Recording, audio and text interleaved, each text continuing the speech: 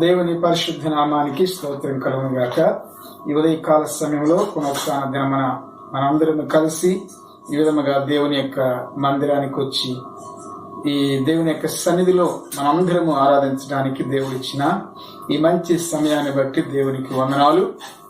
మన మందిరంలో ముఖాముఖిగా కలుసుకోలేకపోతున్నాము, అయినప్పటికీ దేవుడు మనందరం కలిసి ఆరాధన చేయటానికి, ఆయన వాక్యము ధ్యానం చేయటానికి ఈ టెక్నాలజీ ద్వారా దేవుడు మంచి అవకాశం కల్పించాడు. అందుని బట్టి దేవునికి వందనాలు. మరొకసారి మీ అందరికీ దేవుని నామములో వందనాలు తెలియజేస్తూ ఈ వాక్కు ద్వారా మీరందరూ దీవించబడాలని కోరుకుంటున్నాను. ప్రార్థన చేసుకున్నాము. పరిశుద్ధుడా, నీ వందనాలు, స్తుతులు. నీ నామము ఉన్నతమైనది, నీ నామములో మాకు రక్షణ. యెహోవా నామము బలమైన దుర్గము, నీతిమంతుడు అందులోకి పరిగెత్తి సురక్షితముగా ఉన్నని మీరు సెలవిచ్చారు. మరణాన్ని యొక్క దుర్దినాలలో, ఈ యొక్క నాయన భయంకరమైన దినాలలో ప్రభా, నీ నామము ద్వారా మమ్మందరినీ, నీ నామాన్ని మాకు దుర్గముగా ఉంచి మమ్మల్ని ప్రభా ఆరోగ్యవంతులుగా ఉంచి ముందుకు నడిపిస్తున్నారు. అందరి బట్టి నీకు స్తుతులు. దేవా, మీరు మా పట్ల చూపుతున్న నీ ఉచితమైన ఉన్నతమైన ఆయా కృపను బట్టి నీకు వందనాలు చెల్లిస్తూ ఈ దినమున వాక్యాన్ని మేము ధ్యానం చేయబోతుండగా, పరిశుద్ధాత్ముడా నన్ను నీ స్వాధీనములో ఉంచుకోండి.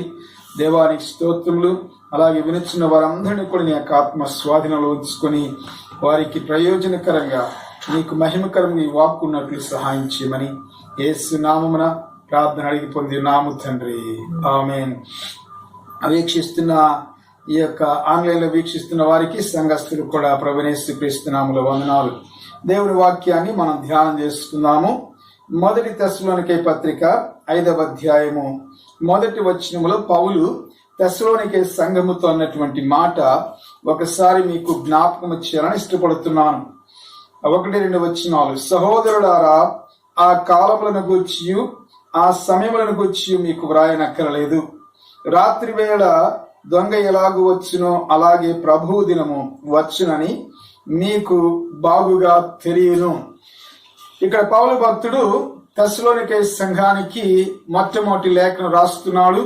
తెస్సలోనికే సంఘాన్ని పౌలు ఆయన 2వ సువార్త దండయాత్రలో, 2వ సువార్త ప్రయాణంలో తెస్సలోనికే సంఘాన్ని పౌలు ఫిలిప్పీ సంఘము తర్వాత తెస్సలోనికే పట్టణానికి వెళ్లి పౌలు తన బృందంతో కలిసి వెళ్లి అక్కడ సంఘాన్ని స్థాపించారు. వారు అక్కడున్నది కొద్ది కాలం మాత్రమే. అపోస్తలుల కార్యగ్రంథంలో మనం చూసినట్లయితే వారు 3 సబ్బాతులు అనగా 3 వారాలు మాత్రమే వారు అక్కడ ఉన్నారు. అయినప్పటికీ దేవుని వాక్యము చాలా విస్తారముగా ప్రబలమైంది. దేవుని యొక్క వాక్యము బలముగా ప్రబలమైంది. పరిశుద్ధాత్మ దేవుడు బలమైన కార్యము చేయటం బట్టి ఒక మంచి సంఘము, ఆదర్శవంతమైన సంఘము, మాదిరికరమైన సంఘము ఆ కొద్ది కాలంలోనే దేవుడు అపోస్తలిక బృందము ద్వారా స్థాపించడానికి కృపణ దయచేశాడు. అయితే విపత్కర పరిస్థితులను బట్టి, వ్యతిరేకతను బట్టి పౌలు తన బృందము ఆ యొక్క పట్టణాన్ని, సంఘాన్ని విడిచి వెళ్ళవలసి వచ్చింది. అయితే ఇక ఆ పట్టణంలో ఏం జరుగుతుందో తెలియక పౌలు ఏం చేస్తాడంటే తన బృందంలో ఒకడైనటువంటి తిమోతిని ఆ పట్టణ పరిస్థితిని, పట్టణంలో ఉన్నటువంటి సంఘ విశ్వాసుల పరిస్థితిని తెలుసుకోమని తిమోతిని పంపుతాడు. ఏథెన్స్ నుండి వెళ్లి ఆ సంఘ యొక్క సమాచారము, సంఘ యొక్క నివేదికను తీసుకుని వచ్చి పౌలు కొరింథీలో ఉన్నప్పుడు తెలియజేసినప్పుడు పౌలు ఇక ఈ తెస్సలోనికే పత్రిక రాయటం మొదలు పెడతారు. కొత్త నిబంధనలో కొంతమంది పండితుల అభిప్రాయ ప్రకారము ఇది మొట్టమొదటిగా రాయబడిన పత్రిక అంటారు. సరే, ఏది ఏమైనప్పటికీ కూడా పౌలు ఈ పత్రికలో వారి ఆ విశ్వాసములో, ప్రేమలో, అలాగే నిరీక్షణలో ఎదుగుతున్నారు అనేటువంటి ఒక మంచి సమాచారాన్ని తిమోతి తీసుకుని వస్తాడు. దేవుని బిడ్డలారా, మనం మంచి దినాల్లో ఉన్నాము, కడవరి దినాల్లో ఉన్నాము. కడవరి దినాల్లో ఉన్నటువంటి మనము మరి రాకడ ఎప్పుడు సంభవిస్తుందో, ఆయన ఎప్పుడు వస్తాడో మనందరికీ తెలియదు. అయితే ఆయన వచ్చేటువంటి సమయము, పరిస్థితులు బట్టి మనం చూసినట్లయితే అది చాలా సమీపముగా, దగ్గరగా ఉందని మనం గమనించవచ్చు. అలాంటి మనము ఈ తెస్సలోనికే సంఘము ఏ విధముగా, ఒక క్రైస్తవుడు లేక సంఘము 3 విషయాలు ఎదగాలి. ఆ 3 విషయాలలో విశ్వాసము, అనేది విశ్వాసములు ఎదగాలి. విశ్వాసము మన గతానికి సంబంధించింది. విశ్వాసమును బట్టి దేవుడు మన పాపములు క్షమించాడు, మనల్ని యేసయ్య రక్తము చేత కడిగి నీతిమంతులుగా చేశాడు. రెండవదిగా ప్రేమ అనేది ప్రస్తుతానికి సంబంధించింది. విశ్వాసము ద్వారా మనం నీతిమంతులుగా చేయబడ్డ మనము మౌనముగా ఉండక మన ఇరుగు పొరుగు వారికి ఎవరైతే మన యొద్దకు వస్తారో వారందరికీ స్వార్థ అనగా క్రీస్తు ప్రేమను మనం ప్రకటించాలి అనేటువంటి వాస్తవాన్ని అనేక సార్లు మనం దేవుని యొక్క వాక్యంలో చెప్పబట్ట మనం చూస్తాం. మరి ఈ సంఘము వారు వాస్తవంగా వారికి కొద్ది కాలం ఉన్నప్పటికీ కూడా పౌలు వారికి విశ్వాసములో బలమైనటువంటి పునాది వేశాడు. ఈ సంఘాన్ని ఖచ్చితంగా మనం మెచ్చుకోవాలి. నిశ్చయముగా ఈ సంఘాన్ని మనం అభినందించాలి. అంత కొద్ది కాలంలో ఆ తర్వాత కూడా మీరు గమనించినట్లయితే వాళ్ళు ఉన్నప్పుడు వ్యతిరేకత వచ్చింది, వెళ్ళిపోయిన తర్వాత కూడా వ్యతిరేకత వచ్చింది. పౌలు మీద అక్కడున్నటువంటి పౌలుకి విరోధులు, పౌలు యొక్క శత్రువులు నానా విధములైనటువంటి ఆరోపణలు చేశాడు. ఆయన మీ మేలు కోరి, మీ క్షేమాన్ని కోరి, లేక మీ యొక్క ఆశీర్వాదమును కాంక్షించి అతడు మీ వద్దకు రాలేదు. ఏదో మీ వద్ద నుండి ఆశించి మీ యొక్క ధనమును లేకపోతే భౌతిక సంబంధమైనటువంటి యొక్క సుఖాలను ఆశించి అతను మీ వద్దకు వచ్చాడు. అందుకనే ఏమైంది, ఇక చిన్న వ్యతిరేకత రంగాల్ని ఆయన విడిచిపెట్టి వెళ్ళిపోయాడు అనేటువంటి ఆరోపణలు ఈ యొక్క పౌలుకి విరోధులు చేశారు. అయినప్పటికీ కూడా మరి వాళ్ళు అలాంటి ఒక ప్రక్క భౌతికపరమైనటువంటి హింస, రెండవ ప్రక్క మానసికంగా ఈ యొక్క పౌలు గురించి లేనిపోయినవన్నీ కూడా వారు చెప్తూ ఉన్నారు. అయినప్పటికీ వారు విశ్వాసములు ఎదుగుతున్నారు. విశ్వాసము అంటే అర్థం ఏంటంటే ప్రభువు పట్ల మనకు ఉండవలసిన సమర్పణ. ఏది జరిగినా జరగకపోయినా కానీ ప్రభువు పట్ల మనకు ఉండవలసిన సమర్పణ, మనం ఆశించింది లేకపోతే మనము కోరుకున్నది మనకు జరిగినా జరగకపోయినా కానీ ప్రభువు పట్ల నీకు సమర్పణ ఉండాలి. విశ్వాసము, మన విశ్వాసము ద్వారా రక్షించబడ్డ 3 విషయాలు. విశ్వాసం అనేది మన గతానికి సంబంధించి, మన గతాన్ని ఎప్పుడైతే మనము యేసుక్రీస్తునందు విశ్వాసం ఉంచుతామో అప్పుడు మన గతము కొట్టివేయబడి మనము యేసుక్రీస్తు ద్వారా నీతిమంతులుగా అనగా దేవుని ద్వారా నీతిమంతులుగా తీర్చబడతాము. నీతిమంతులుగా తీర్చబడ్డ మన పని, ప్రస్తుతంలో మన పని ఏంటంటే పరిశుద్ధాత్ముడు అనుదినము కూడా దేవుని యొక్క ప్రేమను మన హృదయాల్లో క్రమరిస్తున్నాడు. రోమాపత్రిక 5వ అధ్యాయము 5వ వచనములో పౌలు ఈ మాట అంటాడు. ఆ కృమ్మరించబడుతున్నటువంటి ఆ ప్రేమను మనం ఏం చేయాలంటే ఇతరులకు పంచాలి. నాలో విశ్వాసం ఉన్నదని లోకములో ఉన్న వారికి, అన్యులకు, దేవుని ఎరిగిన వారికి, క్రైస్తవులకు ఎలా తెలుసు? నాలో విశ్వాసాన్ని ఏం చేయాలంటే ఇతరులకు పంచాలి, ఇతరులకు తెలియచేయాలి. జాగ్రత్త గమనించండి. ఇక్కడ ప్రేమ అంటే అర్థం ఏంటంటే మనలో విశ్వాసాన్ని వారికి తెలియచేయాలి, మనలో ఉన్న విశ్వాసాన్ని వారికి ప్రకటించి వారిని మనం ప్రేమించాలి. నిజంగా నీ పొరుగువాడిని నువ్వు ప్రేమించావనుకోండి, నీ స్నేహితుడు కావచ్చు, నీ బంధువు కావచ్చు, నీ తోబుట్టువు కావచ్చు, ఎవరికైనా రక్షణ లేకపోతే నీవు నిజంగా వారిని ప్రేమించేవాడమైనట్లయితే వారికి నువ్వు స్వార్థను ప్రకటించాలి. పౌలు అదే అంటాడు తిమోతితో మాట్లాడుతూ, స్వార్థ శ్రమపడుము, స్వార్థికుని పని చేయమంటాడు. మనం ప్రభు కొరకు శ్రమపడాలి. ఇదిగో వీళ్ళు ప్రభు కొరకు శ్రమ పడుతున్నారు. తెస్సలోనికే సంఘము శ్రమ పడుతూనే పౌలు తిమోతికి ఇచ్చినటువంటి ఆ యొక్క హెచ్చరిక, స్వార్థికుని పని చేయము, స్వార్థికుని పని కూడా వాళ్ళు చేస్తున్నారు. ఇక 3వ దాంట్లో కూడా ఎదుగుతున్నారు, విశ్వాసములు ఎదుగుతున్నారు. రెండవదిగా ప్రేమలో ఎదుగుతున్నారు. 3వదిగా నిరీక్షణ. నిరీక్షణ అంటే ఆయన రాకడ కొరకైనటువంటి ఎదురుచూపు. ఎవరైతే మొదటి రాకడలో యేసయ్య మనందరి కొరకు వచ్చి ఆయన గొర్రెపిల్లగా వచ్చి మనందరి కొరకు తన విలువైనటువంటి రక్తాన్ని ఆయన సిలువలో చిందించి మనందరిని ఏం చేస్తాడంటే నిర్దోషులుగా నీతిమంతులుగా చేశాడు. ఎవరైతే ఆయన క్రీస్తు బలియాగము, క్రీస్తు ఆ యొక్క సిలువలో చేసినటువంటి ఆ బలియాగమందు ఎవరైతే విశ్వాసం ఉంచుతారో వారందరూ కూడా ఆయన రక్తము ద్వారా కడగబడి నీతిమంతులుగా, నిర్దోషులుగా దేవుని ద్వారా తీర్చబడతారు. అయితే దేవుని బిడ్డలారా, ఇక మనందరం ఏం చేయాలి?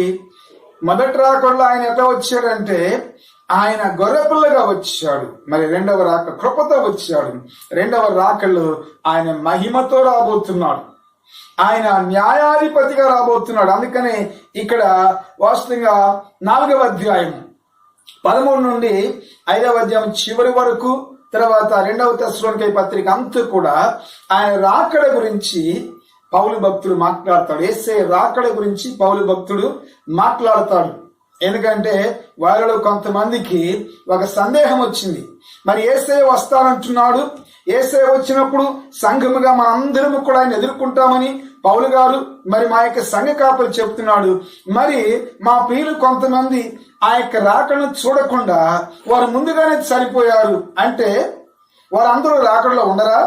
వారందరూ యేసయ్య రాకడ మిస్ అవుతారా అనేటువంటి సందేహము, అనేటువంటి అనుమానం వారికి కలిగినప్పుడు వారి యొక్క సందేహాన్ని నివృత్తి చేయటానికి పౌలు ఈ యొక్క 4వ అధ్యాయము 13 నుంచి 5వ అధ్యాయంలో కొన్ని విషయాలు రాస్తున్నట్లు మనం చూస్తున్నాం. వారందరినీ ఈ విషయాలు రాసి వారిని ఆదరిస్తున్నాడు. వారందరికీ ఇచ్చినటువంటి జవాబు ఏంటంటే, మీరేమి చింతపడవద్దు, మీరేమి దిగులు పడవద్దు. ఎందుకంటే ఆయన వచ్చినప్పుడు వాస్తవంగా ఎవరైతే మీ ప్రియులు, మీ బంధువులు, మీ యొక్క మిత్రులు, తోబుట్టువులు సంఘములో యేసుక్రీస్తుని నమ్ముకొని ఎవరైతే చనిపోయారో వారు మొట్టమొదటిగా లెగుస్తారు.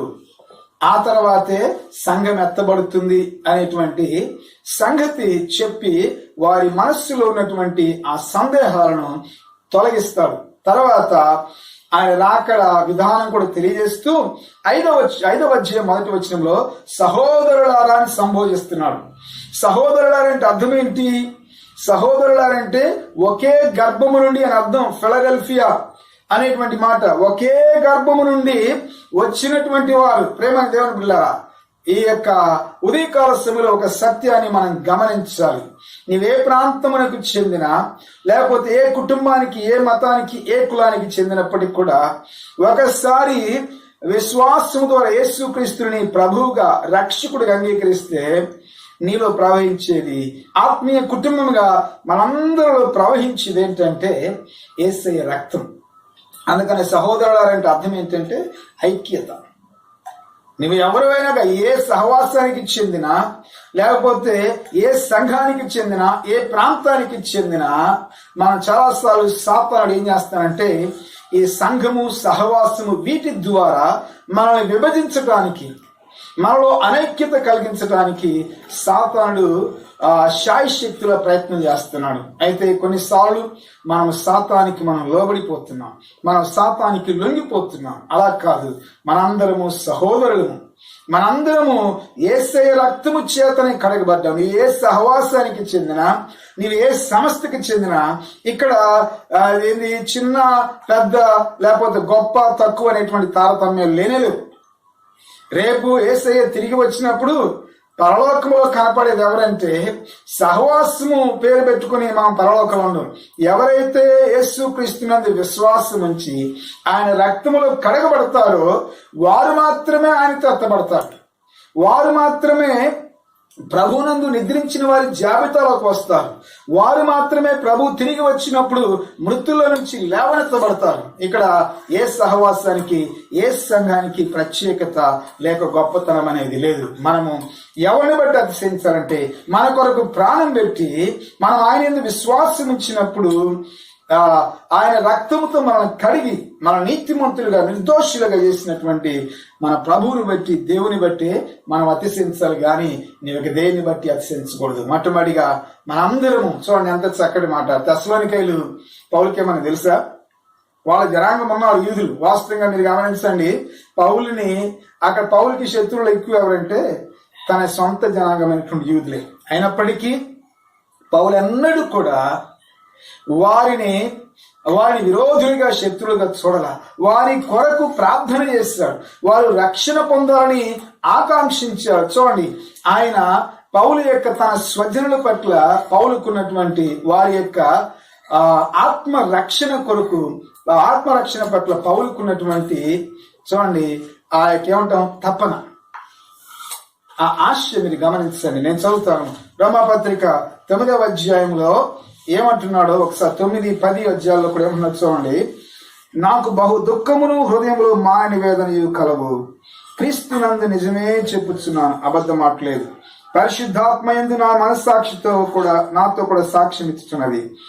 సాధ్యమైన ఎడల నా దేహ సంబంధులైన నా సహోదరుల కొరకు నేను క్రీస్తు నుండి వేరే శాపగ్రస్తుని ఉండకూడదును. వీరు ఇశ్రాయేలీయులు. విరోధులుగా ఉన్నటువంటి తన స్వజనుల కొరకు ఆయన ప్రార్థన చూడండి. సాధ్యమైతే నేను శాపగ్రస్తునే క్రీస్తుకు వేరే ఉండకూడుతున్నానంటే అర్థం ఏంటంటే, పౌలు యొక్క ఆకాంక్ష ఏంటంటే, శాపగ్రస్తుని అంటే అర్థం ఏంటి? క్రీస్తు లేకుండా శాపగ్రస్తుడు ఉంటే నువ్వు నరకానికి వెళ్ళాలి అంటే ఇక్కడ అర్థం ఏంటంటే, వారి రక్షణ కొరకు నేను ఎంత దూరం వెళ్ళటానికైనా సిద్ధం, వారి రక్షణ కొరకు ఏ త్యాగము చేయటానికైనా సిద్ధం. మరి అదే 10వ అధ్యాయంలో ఏమంటారు తెలుసా? సహోదరులారా, ఇశ్రాయేలు రక్షణ పొందవాలని నా హృదయాభిలాషయు వారి విషయమై నేను దేవునికి చేయు ప్రార్థనై ఉన్నవి. తనకు విరోధులుగా ఉన్నటువంటి వీరి కొరకు ప్రార్థన చేస్తున్నాడు. మరి యూదులు ఉన్నారు అక్కడ. మీరు ఎవరిని సహోదరులు అంటున్నారు? ఎక్కువ మంది తెస్సలోనికే సంఘంలో ఉన్న వారు అందరూ కూడా ఎక్కువ మంది అన్యులు. కొద్దిమంది యూదులు ఉన్నారు అంటానికి ఉదాహరణ ఏంటంటే, లేకపోతే రుజువు ఏంటంటే, అక్కడ సమాజ మందిరం ఉంది. ఆ దాదాపుగా అక్కడ ఉన్నటువంటి 2 లక్షల మంది జనాభాలో యూదులు ఉన్నారు, బాగానే ఉన్నారు తెస్సలోనికే పట్టణంలో. అయితే యూదుల కన్నా ఎక్కువగా తెస్సలోనికే పట్టణంలో రక్షించబడ్డవారు అన్యులు. ఆ విషయాన్ని 1వ అధ్యాయము 10వ వచనంలో చెప్తున్నాడు. మరియు మీరు విగ్రహములను విడిచిపెట్టి అంటున్నాడు. విగ్రహములను విడిచిపెట్టి, ఈ యొక్క యూదులు విగ్రహారాధికులు కాదు, అన్యులు విగ్రహారాధికులు. వారి విగ్రహాలను విడిచిపెట్టి ప్రభు తట్టు తిరిగారు. మరి వాళ్ళను కూడా ఏమంటున్నాడు? వాళ్ళని కూడా నా సహోదరులు అంటున్నాడు. వారిలో కూడా ప్రవహించేది. ఈయన ఎప్పుడైతే వెళ్ళి స్వార్థ ప్రకటించాడు, అప్పుడు వారు కూడా ఈయనకి సహోదరులు అయ్యారు. అంతకుముందు ఈ తెస్సలోనికేయులు ఎవరో ఈయనకు తెలియదు, కానీ క్రీస్తు ప్రేమను బట్టి వెళ్ళి వారికి స్వార్థ ప్రకటించి ఏమంటున్నాడు? సహోదరులారా, ఆ కాలములను గూర్చియు సమయమును గూర్చియు నేను మీకు వ్రాయనక్కరలేదు అంటున్నాడు. ఎందుకు? ఏ కాలములు అంటే, దేవుడు మరలా ఆయన తన యొక్క పరలోక సైన్యముతో ఎవరైతే యేసుక్రీస్తునందు విశ్వాసం ఉంచిన ఆయన సంఘము కొరకు రాబోయేటువంటి కాలము, ఆయన కొరకు ఎదురు చూస్తూ విశ్వాసముతో ఓర్పుతో శ్రమలను తట్టుకొనుచు ఆయన రాకడ కొరకు నిరీక్షణ కలిగి ఉన్నటువంటి తన సంఘమును, తన స్వరక్తమిచ్చి కొన్నటువంటి సంఘమును తీసుకువెళ్ళటానికి వచ్చేటువంటి సమయాన్ని గురించి, కాలాన్ని గురించి పౌలు ఇక్కడ రాస్తూ మీకు వ్రాయనక్కర్లేదు అంటున్నాడంటే బహుశా వాళ్ళకి చెప్పే ఉంటాడు. అసలు ఎంత గొప్ప విషయం గమనించండి. 30 సంవత్సరాలైన కొంతమంది సేవకులు, అవి ఆ యొక్క సేవకుల జాబితాలు నేను కూడా ఉండొచ్చు, ఎంతగా సంఘాలని విశ్వాసాలు మేము సిద్ధపరచలేకపోతున్నాం, స్థిరపరచలేకపోతున్నాం. మరి చూడండి, అన్ని విషయాలు శిష్యత్వం గురించి మాట్లాడాడు. యేసయ్య ప్రభు యొక్క దినము అంటే 2వ రాకడ గురించి మాట్లాడాడు. ఆ తర్వాత పరిశుద్ధత గురించి మాట్లాడాడు, నీతీకరణ, పవిత్రీకరణ, అదేవిధంగా మహిమీకరణ, యేసు 2వ రాకడలో వచ్చేటువంటి ఆ నిరీక్షణ గురించి అంత కొద్ది కాలంలో మరి దాదాపుగా చెప్పవలసిన అన్ని చెప్పేశారు. నిజంగా పౌలు మనం అభినందించాలి. పౌల్ని ఆ విధముగా దేవుడు బలపరిచి వాడుకున్నాడు. ఆ కాలములు నీకు వ్రాయనక్కర్లేదు అంటున్నాడు. దేవుని బిడ్డలారా, కాలాల గురించి మనం గమనించినట్లయితే గ్రీక్ లో 2 మాటలు వాడబడ్డాయి, క్రోనోస్ అండ్ కైరోస్ అనేటువంటి మాట. క్రోనోస్ అంటే మన యొక్క అనుదిన కాలములు, ఋతువులు అంటే రోజులు, నెలలు, మాసములు, సంవత్సరాలు వరుసగా కాలక్రమాలు జరిగిపోయేది. మరి కైరోస్ అంటే దేవుని అనుకూల సమయము, దేవుడు తన ప్రజలను సంధించేటువంటి సమయము. ప్రభు దినం అంటే ఇక్కడ మీరు గమనించండి, దేవుడు తన యొక్క ప్రజలు ఆయన యందు విశ్వాసం ఉంచి నీతిమంతులుగా తీర్చబడేటువంటి వారికేమో ఆ సమయం ఏంటంటే బహుమానాలు, వారి యొక్క వారి యొక్క విశ్వాస జీవితమునకు, వారి నమ్మకత్వానికి, లేకపోతే వారి ఈ లోకంలో ప్రభు కొరకు నిష్ఠ కలిగి క్రమశిక్షణ కలిగి జీవించినందుకు దేవుడు ఆ దినమున వారందరికీ బహుమానాలు తీసుకుని రాబోతున్నాడు. అది దేవుడు అంటే ఇక్కడ కైరోస్ అంటే అర్థం ఏంటంటే దేవుని అనుకూల సమయము, దేవుడు తన ప్రజలను సంధించే సమయము, దేవుడు తన ప్రజల యొక్క అవసరతలు తీర్చే సమయము, లేక దేవుడు తన ప్రజల యొక్క జీవితంలో జోక్యము చేసుకుని వారికి కావలసిన విడుదల, వారికి కావలసిన ఆదరణ అనుగ్రహించేటువంటి సమయం.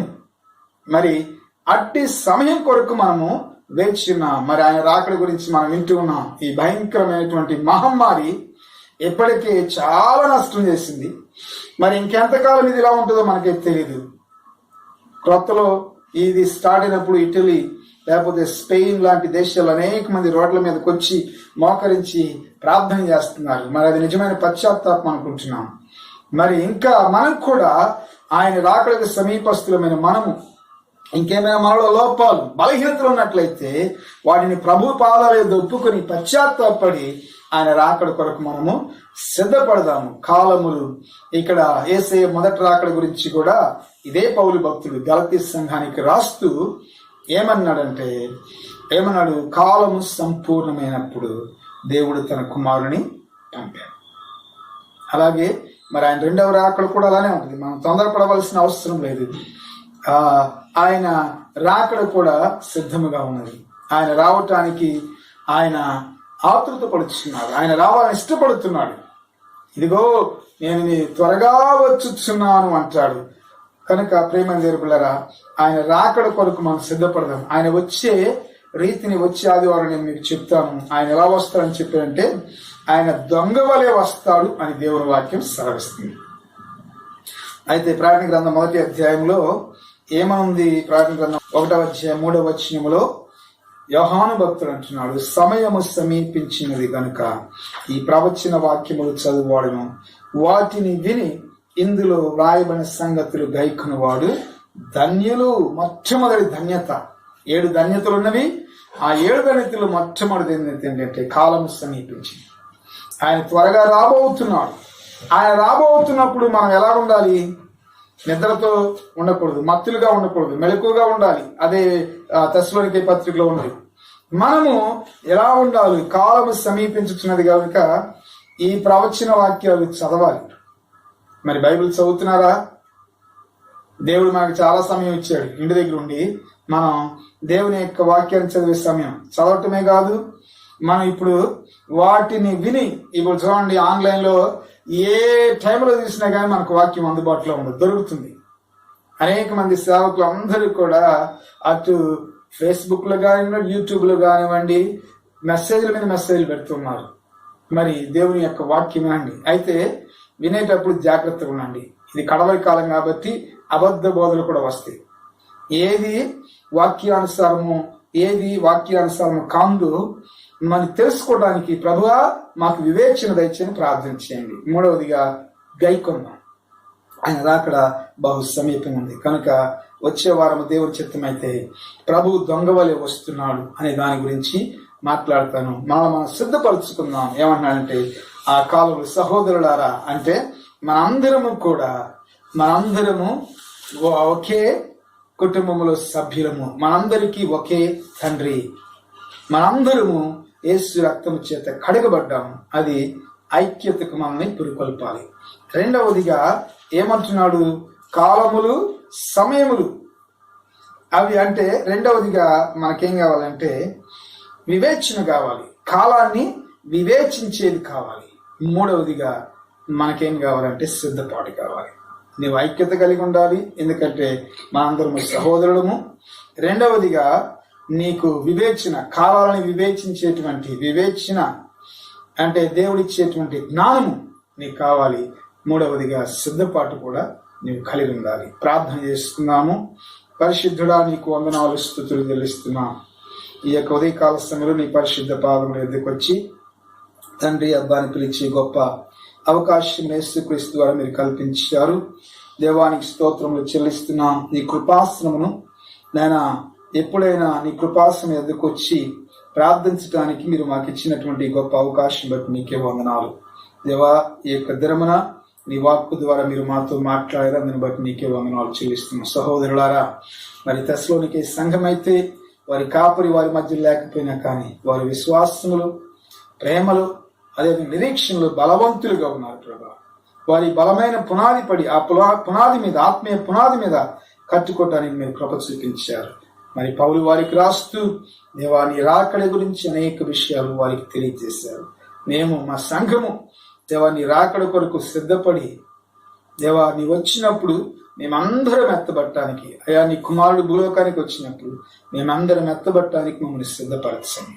మా యొక్క సిద్ధులను మా సిద్ధులను నూనెతో నింపుకొని ప్రభా నీ రాకడ కొరకు బలముగా ఎదురు చూడగల కృప దయచేయండి. సంఘమును ఈ యొక్క దేవా వీడియోని వీక్షించిన వారందరినీ కూడా దీవించి ఆశీర్వదించి నీ రాకడకు మమ్మల్ని సిద్ధపరచండి. మరొకసారి కరోనా కొరకు ప్రార్థన చేస్తుండగా దేవా మీరు జోక్యం చేసుకోండి ప్రభా. నీ బాహువును, నీ యొక్క గాయపడే బాహువును, నీ స్వస్థత కరమును దేవా ఈ దేశం వైపు, ఈ ప్రపంచం వైపు మీరు చాపమని ప్రార్థన చేస్తూ అందరిని వాక్యం వారందరినీ దీవించి వాక్యములు స్థిరపరచి బలపరచండి. యేసు నామమున ప్రార్థనకి పొందిన నామ తండ్రి, ఆమేన్.